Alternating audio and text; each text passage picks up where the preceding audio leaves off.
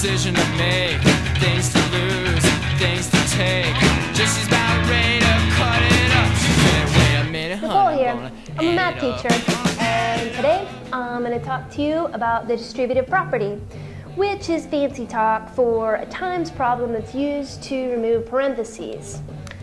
That's what it looks like right there. So let me show you how to do it. So, we got this little a stuck on a parentheses here, and what you may know by now is that anytime you got a letter or number stuck onto the parentheses, it means that you've got a times problem. So I'm going to take this a and times it by both of the terms inside of the parentheses here, the b and the c. Just a little reminder, a term is anything, any piece of math that's separated by a plus or minus.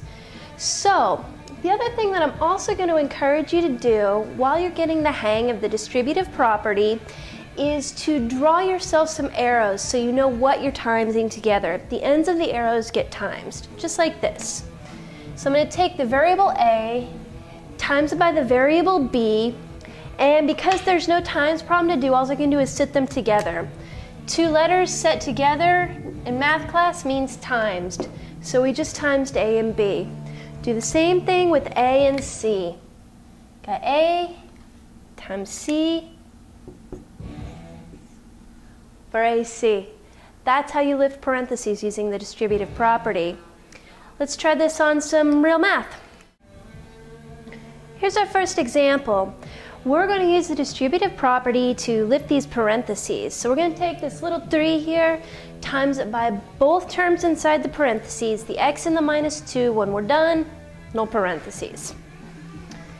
So you're going to take your 3, times it by an x for 3x. You'll get used to saying 3x as time goes on. It's good to remember that 3x really means 3 times x. Okay?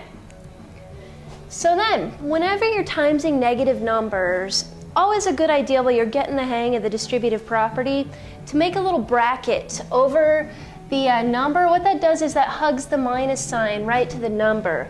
So in this case, we got a positive 3 times a negative 2 for a negative 6. Once the parentheses are lifted, you look to see if you can combine any like terms. In this case, we can't, so this little expression is as simplified as it can be.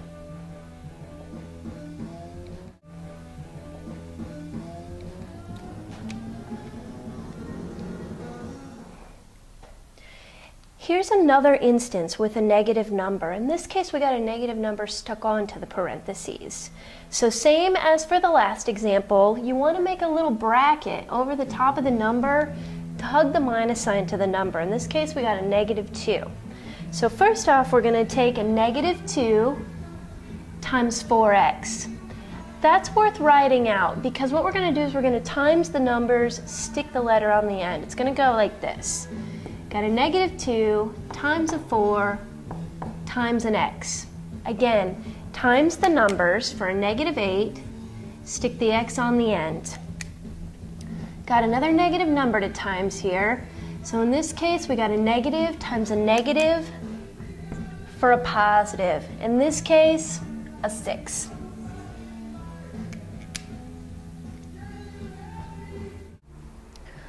All right. The purpose of this one right here is I want to show you what happens when you got a negative sign stuck on the parentheses. Quick and dirty is just to flip all the signs of the terms inside the parentheses and take away the parentheses. But I'd say you ought not do the quick and dirty until you know the slow and steady. So I'm going to show you that. There's really an invisible 1 that is nestled right in between the minus sign and the parentheses. In order to help you out, make that 1 visible. It's right here.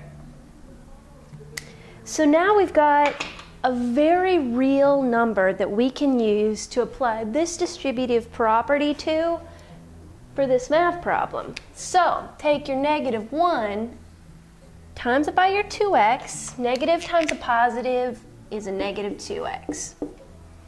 Then you're going to take, again, a negative times another negative. Negative times a negative is a positive. And lastly, we got another negative times a positive for a negative. So back to the quick and dirty, what I want you to notice is that these signs have switched from what was inside the parentheses. So use this slow and steady until you can trust the quick and dirty.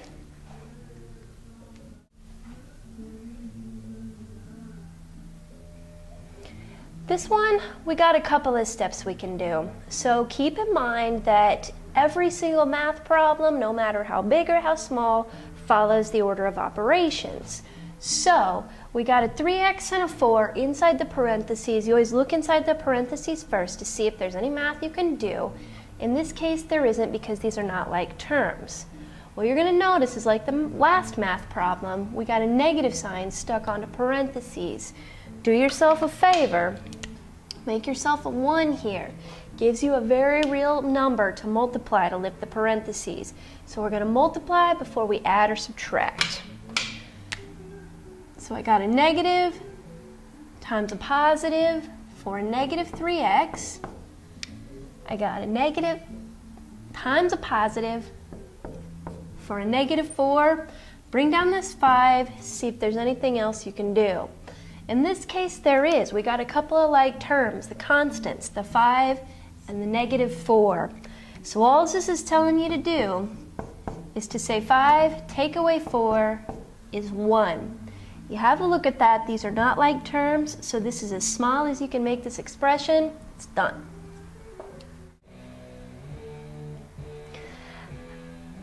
We got some work to do on this one. This is a problem where we're going to have to be real careful with the order of operations. So remember, you got parentheses, exponents, then you're going to multiply and divide. Last thing you're ever going to do is add or subtract. So have a look inside the parentheses, make sure that there's no math you can do. In this case, there's no math we can do. So we're going to multiply next on account of there's no exponents. Have a look at it again, see what we can do next. So we've got a couple of distributive property problems that we can do. We've got this 4 stuck on parentheses, this 2 stuck onto the parentheses. So let's go to it. Got a 4 times an x for a 4x, a 4 times a negative 1 for negative 4. One set of parentheses gone, 1 to go. I got a 2 times a 3 for a 6, 2 times a negative x for a negative 2x. This minus 4 right here, it has nothing to do, as there's no business multiplying it by anything on account of it has nothing to do with any of the parentheses. Therefore, we're just going to bring it down.